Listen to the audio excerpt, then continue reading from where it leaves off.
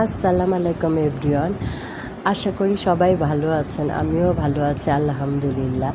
আজ চলে এসেছি আমি একটি করল্লা রুই মাছের ডিম দিয়ে করল্লা ভাজির রেসিপি নিয়ে।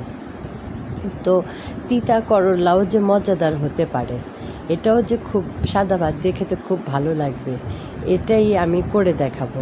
তো চলে যাই করলা রান্না করতে। প্রথমে আমি কড়াইতে তেল দিয়ে দিয়েছি, তাতে আমি পেঁয়াজ কুচি দিয়ে দিলাম। পেঁয়াজ কুচিটা একটু ভাজা ভাজা আর একটু লবণও দিয়ে দিলাম, যাতে পেঁয়াজটা তাড়াতাড়ি সফট হয়ে যায়। এরপর আমি দিয়ে দিলাম হলো কাঁচামরিচ, মুখটা ফালি করে দিলাম, যাতে একটু ঝাল গ্রান সবই একটু বের হয়। এরপরে আমি পেঁয়াজটা একটু ভাজা ভাজা হয়ে আসলে আমি এর মধ্যে 1 টেবিল চামচ করে হলুদ দিয়ে দিলাম, দিয়ে মিক্স করে তারপর আমি এতে দিয়ে দিলাম হলো রুই মাছের ডিম। রুই মাছের ডিমটা আমি হাতে খুব ভালো করে চটকে নিয়েছি, একদম মসৃণ হয়ে গেছে। সেই ডিমটা ঢেলে দিলাম, দিয়ে আমি ডিমটা একটু মিক্স করে একটু ভাজা ভাজা 10 মিনিট ভাজা ভাজা করে এতে আমি করলাগুলো দিয়ে দিলাম।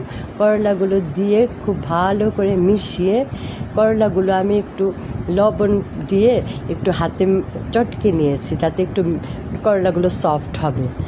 তারপরে করলাগুলো দিয়ে দিলাম, করলাগুলো দিয়ে মিক্স করে এরপর আমি এতে কিছু আলু কুচি 2টা আলু কুচি দিয়েছি, আমি 2টা আলু কুচি করে কেটে দিয়েছি, সেই 2টা আলু কুচিও দিয়ে দিলাম। দিয়ে আমি খুব ভালো করে মিক্স করে এটা ঢেকে রেখে দিলাম যতক্ষণ না গলে যায়। তবে আমি সারাক্ষণ এটা ঢেকে রাখবো না, এটা মাঝখানে আমি খুলে দেবো, কেননা এটা পুরোটা যদি আমি ঢেকে রান্না করি তাহলে করলা আরও তিতা হয়ে যাবে। তো আমি এটা 10 মিনিট ঢেকে রাখবো, তারপরে আমি এটা খুলে দেবো। তো আমি এটা ঢেকে রাখলাম এখন।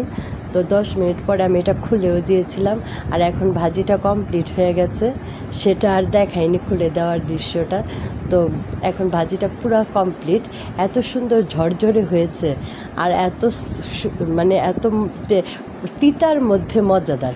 কোনো সময় কিন্তু তিতাও অনেক মজা হয়, এটা তারই প্রমাণ যে তিতা করল্লা এত মজাদার হয়েছে, এত ভালো লেগেছে। গরম ভাতের সাথে এই করল্লা ভাজিটা একবার ট্রাই করে দেখবেন, একেবারে জমে যাবে, এত মজা লাগবে যে এটা না তৈরি করলে, না খেলে আপনারা বুঝতে পারবেন না। এটা একবার তৈরি করে খেলে বুঝতে পারবেন যে এই করল্লা ভাজিটা কতটা মজাদার।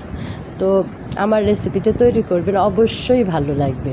তো আমার কোনো এই রেসিপি যদি একটুও ভালো লাগে তাহলে আপনারা আমাকে প্লিজ আমার পেজটা ফলো করে দিবেন, লাইক কমেন্ট শেয়ার করে দিবেন। আপনাদের কাছে এই আশা নিয়ে বিদায় নিচ্ছি, আবার নতুন কোনো রেসিপি নিয়ে হাজির হব। আপনারা ভালো থাকবেন, আমার জন্য দোয়া রাখবেন। আল্লাহ হাফেজ।